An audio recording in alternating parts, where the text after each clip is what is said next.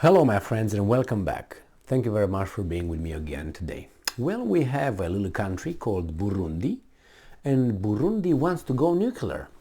So do you think that the rest of the world should have a say in a country's decision to develop, I don't know, a nuclear program, atomic program?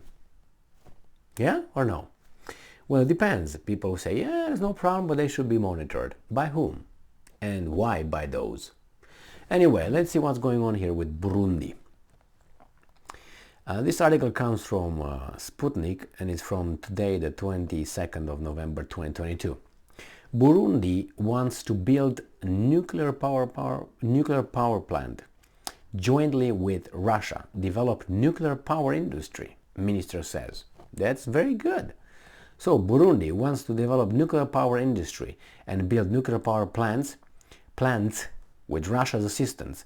Minister of Hydraulics, Energy and Mines Ibrahim Uwizeye told Sputnik, and I'm quoting, "We are here in Russia to consider these new ideas. We would like to have nuclear power industry in our country. This is the reason that prompted us to sign 2 agreements with Rosatom," Uwizeye said on the sidelines of the Atom Expo Forum when asked about the desire to develop further cooperation with Russia in nuclear power industry and NPP construction. He added that the main purpose of the agreements was to enable people from Burundi study in Russia to become competent specialists in the fields and therefore create and develop nuclear power industry in the country. Uwizeye stated that Burundi wants to gain, and I'm quoting, greater sovereignty, and as a developing country seeks to be among the developed ones. Very good, very good. Nothing wrong to ask for help as long as you don't ask it as a servant, with a servant attitude. That's great, from equal to equal. Excellent. On Monday, Rosatom and the Burundi Minister of Energy and Mines signed a roadmap on establishing a dialogue about the peaceful use of nuclear energy. The roadmap defines concrete actions of the parties in 2022 to 2024, including assessments of the prospect for nuclear power generation in Burundi and implementation of projects in the field of non-power nuclear applications. The sides also intended to conduct joint activities such as technical seminars and develop plans for education and personal training as well as programs to raise the population awareness about nuclear technologies. The first document in the field of peaceful use of atomic energy between Burundi and Russia was signed in April 2021. The memorandum provided the basis for cooperation in a wide range of areas that include the development of nuclear infrastructure in Burundi and various projects in the field. Excellent, very good. Very good. Finally, people cooperate instead of just, I want my military bases in your country and you just do what I'm telling you to do. I like this is cooperation, and believe me, Russia doesn't really need to cooperate if you look at different of important size and military in whatever influence, global influence, and nevertheless they are again isolating themselves. I'm talking about the Russians because the Americans succeed in isolating Russia day by day. By the way, Anthony Blinken, another kosher one, he actually extended an invitation to about 45 African countries to a summit, US-Africa summit. Remember Mr. what's his name, Macron of France, he said that Russia aggressively tries to take over Africa. Who was there first, Russia or France, do you think?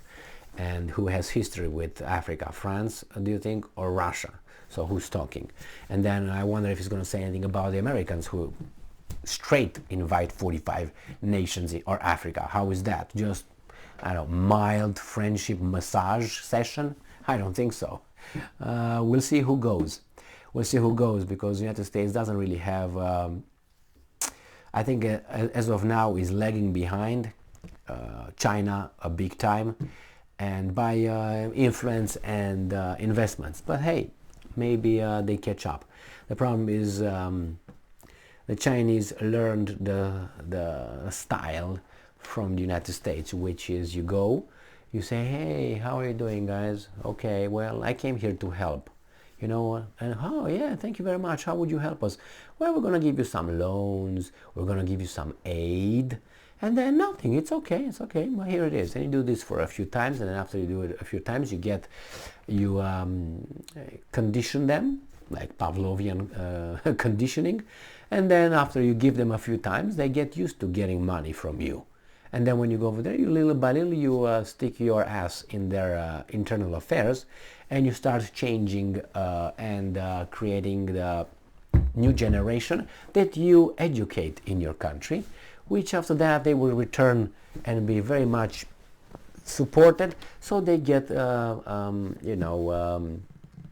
elected or get appointed in key roles. We have many examples. I can give you at least two. I can give you, for instance, Saakashvili of Georgia. That's one weasel. I can give you another one. I think it's Poroshenko was one of them too. And there are some many who do the same thing. They go overseas. They get, stuffed with everything they need. They get sent back to their original country or native country, where they're gonna have a lot of doors open. I know a Romanian, not only, I know more than one Romanian case of this kind. It's one, she's I think when she came, she returned from the United States with I don't know what degree in something, economics or I think or something like that. And she was 32, something like that. And she was just taken from here, brought into Romania, and the government of Romania, who said yes sir to the masters of United States, hired her as a minister of finance or something, or a big fucking shot. And she was like 32 or something like that. Now I'm not trying to bash people of 32, but to be honest, by 32 and being in college, how much did you see of this world? I don't think a lot, and believe me, I was a very well read, traveled, educated person, and when I look back at when I was 32, when I thought I was like, yeah man, psst, you know what I mean? I wouldn't talk to me. No, I would talk to me, but I would be more, hey, like I've been told at that time by some older people, well, you'll see. Well, you'll see. Yeah, okay, yeah, you're right, but certain things you can't speed up, I've been told. Yeah, you read a lot, yes, you know this, yeah, blah, blah, blah, but there are certain things that come with age. Yeah, okay. And my head was like, yeah, right, this old person is just telling me this because, he's just jealous of my virility and my genius brain. But little by little you understand that you catch up with those guys and you look back and say, well, they were definitely right. So yeah, I don't think that that person 32, but she came from the United States, parachuted straight into the Romanian government at the top. That's what I'm talking about. It was not like she came and worked from somewhere in Romania and then, you need time to climb all that ladder and have all the doors open. Like when you see a guy that is, I don't know, 35 or 30 something, and has a meteorical ascendant or descendant, whatever you want to look at it, you look how in the hell all these doors were open, or you look at their curriculum or their biography, and you say, how in the fuck this guy lived? I mean, he couldn't have possibly slept, being involved in all those organizations, writing all those books, doing all that, all this, and you say he's what, 33? How? I mean, you've been in college to 24, so you got what, 9 years? In 9 years, and they have a big, and how many things they've done, and how fast they evolved. It makes you feel like, I mean, you've lived through life, and you think things like, really? So you came here as a, how should I put it, entry level, and then in half of a year you were senior, and then another year you were a CEO. Somehow in a year and a half, from zero you became a CEO. From that CEO, in about a year and a half, you jumped to the international arena in a job that it needs years to get, and over there you're just a senior something. From there you jumped, then you have a department. So in about 9 years you come from nothing to that. I'm not saying it's impossible. I'm not saying, but it's very, very, very, very unlikely. And when you hear them talking, you realize they're not geniuses. And you say, well, maybe they were lucky. They were lucky here, lucky here, lucky here, lucky here. It's like, oh, they were so sneaky. Okay, all right, maybe. I'm not saying it's impossible. So, you know,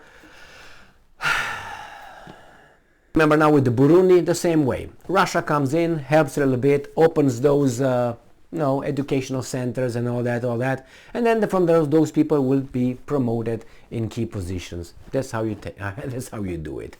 It's not but you just have to look in the past. You see a pattern. I mean, we have a short attention span in history. If we look and take other countries, you figure out. Just take the example of South America. How CIA and the Americans got involved in that. How many times they went in and they paid. They changed things, they did little revolutions over there and so on. How did they do it? With some people educated overseas, some people with plain money, with military. It was like that. And then you look back and say, who are the entities who lost? The population. Always the population, you and I. Anyway, good job, Burundi. I hope you will become an industrialized country, and you will have energy to give to others, and you will not get bombed by Israel for having an attempt to have an atomic bomb like Iran. All right, thank you very much for being with me again today. Stay strong, stay smart, look for the truth, and be just.